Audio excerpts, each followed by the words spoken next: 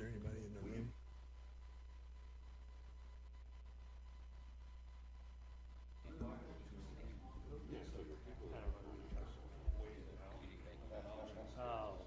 Oh. Okay.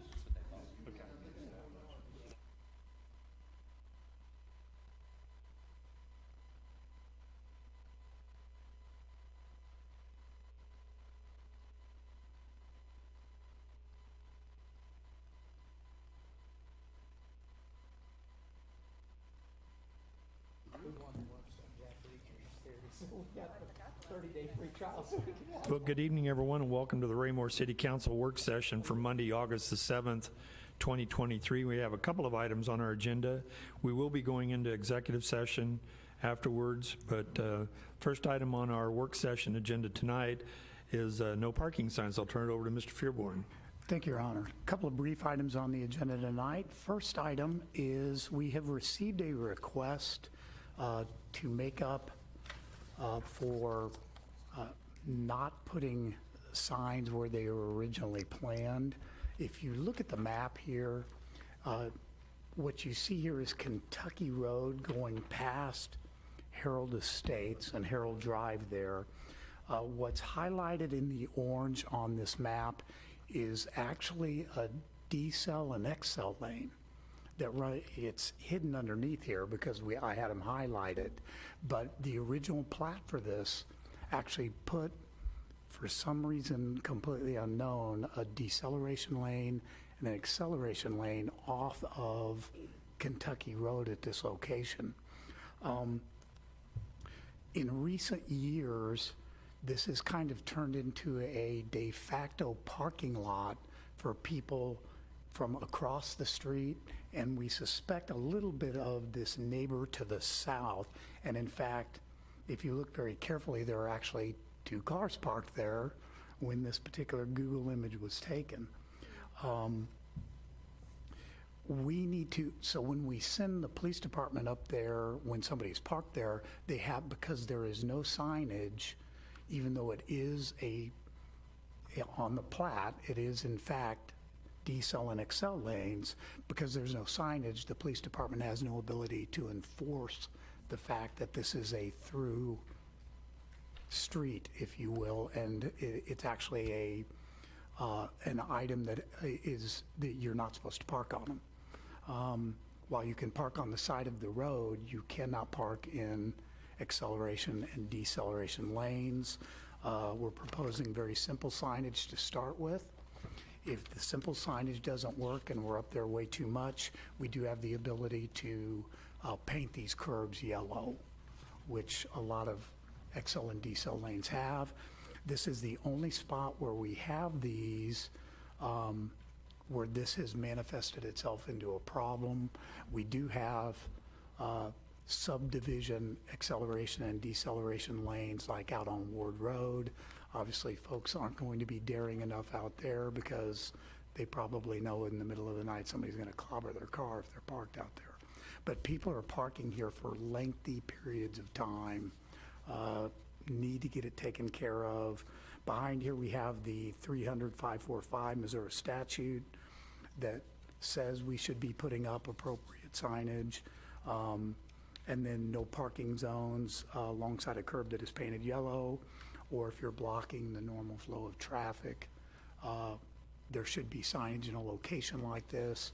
If the council has no objection, we'd like to bring this to you formally, because you all have to approve signs, because it's gone so well for us in the past. In the last year, we would be coming to you asking for approval to put up no parking signs at this location. That would be in front of you Monday night, if there's no objection. Mm-hmm. So I'm assuming, has it been complaints from the neighborhood? That is why it's not just that we're just driving by? And we're like, That's correct. Okay, so there's actually people that have been afraid that they're going to hit a car. Well, so the people that installed Harold Estates, I remember when they put this in and they installed those XL and decel lanes, we were talking about it earlier. That was part of their convenience for their residents, that community, and the city allowed for that. So it's actually not being used for its intended use, for acceleration and deceleration. So nobody has any problems, go ahead and put it on the agenda. I don't have any problems, but we may want to consider either as part of this or perhaps standalone. I think we have, especially over the last week and last weekend, we have systemic traffic issues throughout this entire area. And they've really become prevalent this summer. It's where we've seen the greatest. We've had an issue since we put in the diverging lane and made Westgate with people going around the pork chop, if you will, the raised curb down here. That was worst for the first couple of weeks when it went in. It then behavior tapered off. It's come back around again. I suspect it's obviously northbound traffic. I think it's most of these people turning into here and they don't want to wait. But I've had a couple of residents complain to me about them coming around, clearing the stop sign, making their move, and then there's a car coming around them on the right in the wrong lane. And I realize each of these are individual traffic behavior issues, but there are a number. The other thing is that we are seeing a tremendous increase this summer with cars as they clear the merging diverging point, making this a drag strip all the way up through here. They hit it, and they hit it hard. A lot of motorcycles, a lot of trucks, a lot of Mustangs, because you can see there are only 3 intersecting streets. When you get north of this one, there's nothing all the way to 163rd. It's downhill, it's wooded. It would be difficult to do a lot of police enforcement through there. So we have a general problem with speeding through the area. It's a through street, it handles a lot of traffic. But we've got problems with the northbound lane, and they are literally using this as a drag strip, especially in the evening and late night hours, doing burnouts and that kind of thing. In addition to the issue with the parking, which again, as Mr. Fairborn has correctly pointed out, it's people from these neighborhoods, for whatever reason, they won't park on these streets here in front of the houses when they have a gathering. They'll park over here. That becomes a problem as you pull out of Kentucky and look to the north. Your line of sight is cut off because of the cars that are there. And then this, you don't see it here because you're looking at a piece of paper, but they're coming up out of a valley here, and they'll pop up over that hill sometimes in excess of 45 miles an hour, and all of a sudden they're on top of you as you make your turn left coming out. So I don't know, even if we did a traffic study, if we would identify anything in particular to help us, but this is certainly becoming a more active area, at least this year, with multiple traffic issues, something to be aware of. And Chief's behind me taking notes, and he's nodding. I'm sure we're going to increase the presence up there as well. We've also increased the presence for the Ward 3 council members on Creekmore Drive. We can have a discussion about that interesting letter later. How about the Ward 4 council members on Dogwood, right? I think speeding is an issue in multiple places, but people are in a hurry. Can I ask a quick question? Sure. So I noticed, Mr. Fairborn, when you kind of said for some reason they put this lane here, and the mayor explained kind of maybe as a service to their neighborhood. Is it something we really need? Like, would there be a better use to make it off-street parking or to get rid of it altogether? I mean, if it really doesn't belong there, that's why people are parking there, because it's not being used.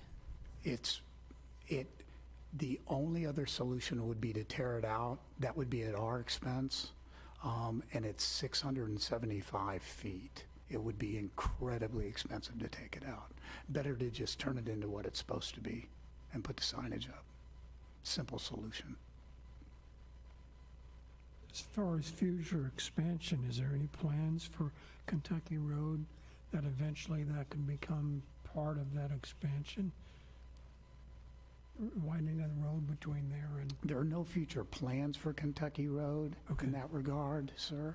I suppose, obviously, if there was going to be some kind of an expansion, it would be involved with an increase in the amount of traffic on there for some, if we were ever to bring something down from 150 through there and connect it to Kentucky directly. That would obviously lead to a tremendous increase in traffic. That would require an entire traffic study and a whole lot of easement. Mr. Townsend? Is this the, thank you, Mr. Mayor. This is a multi-jurisdictional road, correct? With Raymore on the west, east, and That's correct. Belton on the west?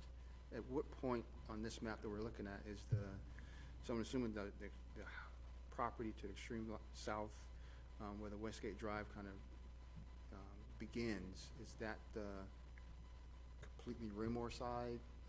And then where the dividing line, center line of Kentucky begins between Belton and Raymore? Yes, sir, it's half and half all the way. All the way up to 155th? Okay, thank you. Yes, Jay?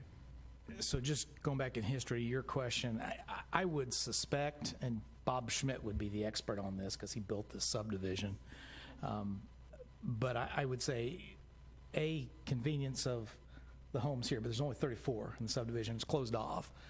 But I think there was probably intent of future expansion, and that may connect on that backside. It hasn't happened, and probably not going to happen for quite a while because of the landowner back in here. You don't think he's any interest in that at this time, which would necessitate part of that. But also, this subdivision is between 20 and 25 years old. We were one of the last homes to go in 20 years ago this month, actually. So between 20 and 25, and there was at one time a federal grant that had been provided in part to Belton and in part to Raymore, with matching funds for improvement of that entire strip of roadway. We had to give our money back because Belton couldn't come up with their matching funds. So I wouldn't be surprised at all if that was something that may have been in mind when that was done. I don't think it was forced on him. But like I said, it is especially for a short, for that much approach to be out of a small subdivision. You almost got a runway through there, quite a bit. It would definitely take a revision to the plat. Mr. Burke? Thank you. Since we're talking about traffic control for Kentucky, that brings my mind all the way to 58, and we talked about this, the future project of the medians in the middle. Is that still being programmed in? Absolutely. And that'll be a significant impact on some of this situation. I believe so, sir. Mr. Barber? Thank you, Your Honor. I've seen people parking there quite a bit. Jay's seen more than me, but would it make sense, since this is such a long piece of acceleration, deceleration lane, to maybe do some yellow striping on the ends? Because I know the ends get abused more than the middle, along with the signs, but have it kind of the first 20 feet, maybe the last 20 feet, they do the yellow no parking stripes. We can certainly look at something like that, sir. Sonia? I like that idea. I think it would help. People don't understand what it's there for because it doesn't really fit. So that might help people understand why it's there, the purpose of that extra lane, so to speak. What you see more legal definitions, stopping and standing here.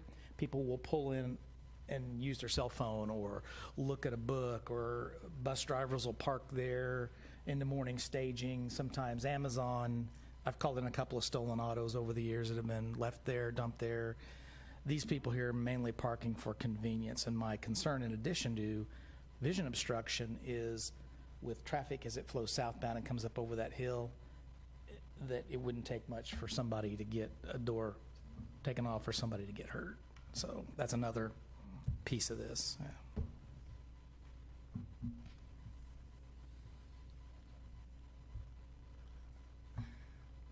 Okay.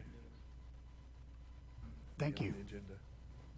It will be on the agenda for Monday night. All right. Go ahead and move on into the firing range if you want. Thank you, sir. Pleased to report that we have received the final part and been able to negotiate the final part of the firing range, which is actually the firing range. So we have the fence already going in, the electrical to it is already taking place, and the electrical within is programmed out about 6 weeks now, with certain parts out 6 months. The newest actually calls for the range itself. They're going to be moving the range. They're going to be turning it from its current due north to about 10 o'clock, and then putting in something very, very similar. You see the baffling on here. The only thing that will obviously will be a bit narrower, but if you look real carefully on this one, it actually has an electronic targeting system up there. We're not going to have that. Instead of the grass, we're actually going to have compacted pea gravel like what we have behind Centerview in the little area there, and what we have over at TB Hanna Park. Very durable, very permanent. Very pleased to report that the budget for this item was $400,000 with enhancements to include a ballistic concrete wall on the entire east side of this. It's only going to be about $305,000. So $100,000 less than budget. They will be prepared to begin about 2 weeks after the signed contract. Again, with no council objection, we will be putting, and because it's within the budget, we will be putting this on your agenda for Monday night. But the additional thing I wanted to talk to you about is we are about a week away from having a lease agreement that's going to be very good for the city with Honeywell that we will be bringing to you next month. And there is another federal agency that is very interested in joining along and doing a lease agreement with us as well, which will make up for all of the costs, including the original land purchase that we have incurred to date and in the future for a very, very long time if that manifests itself. And it will be interesting to see the competing and professional agencies that we have out there that we'll be working with in both of these cases.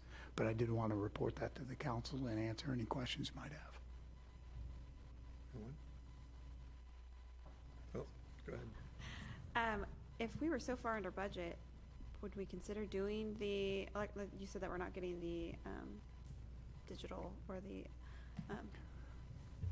electronic, there we go. They tend to be a little bit of a maintenance nightmare. Okay. Certainly, they can go in after the fact. Okay, so we're building it to where we can make adjustments. Some of the things we may be putting in, there are kneeling strips that can go in, concrete kneeling strips at certain, like 15 yards, 50 yards for the officers to use and the agents to use.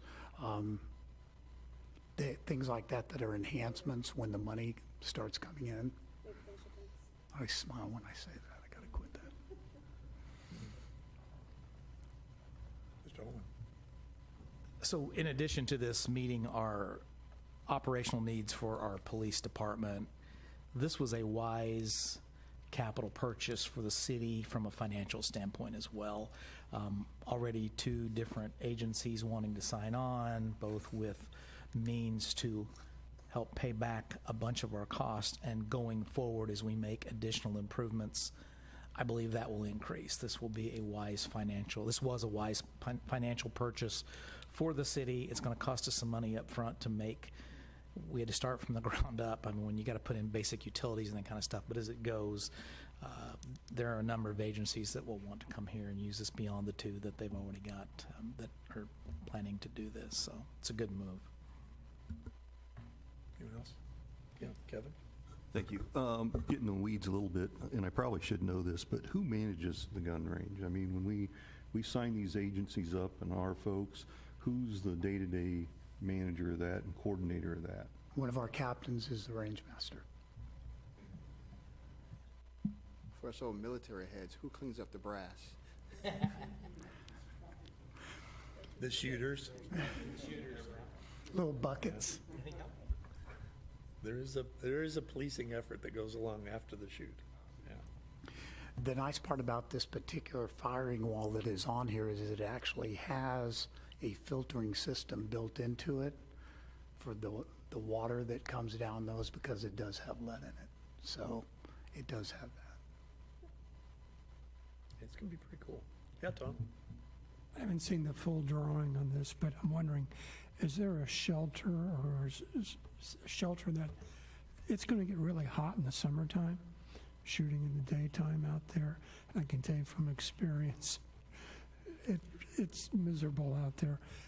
I don't know whether they'll be cleaning their firearms. I don't know if you'd there on noticed, site. but it gets miserable on the street too when you're out doing your job.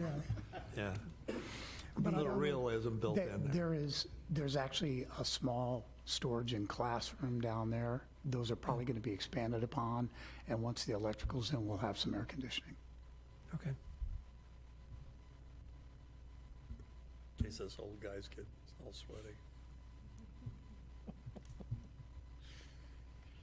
Yeah, I'm hoping some of the other surrounding agencies will see the benefit in using this and contracting with us as well.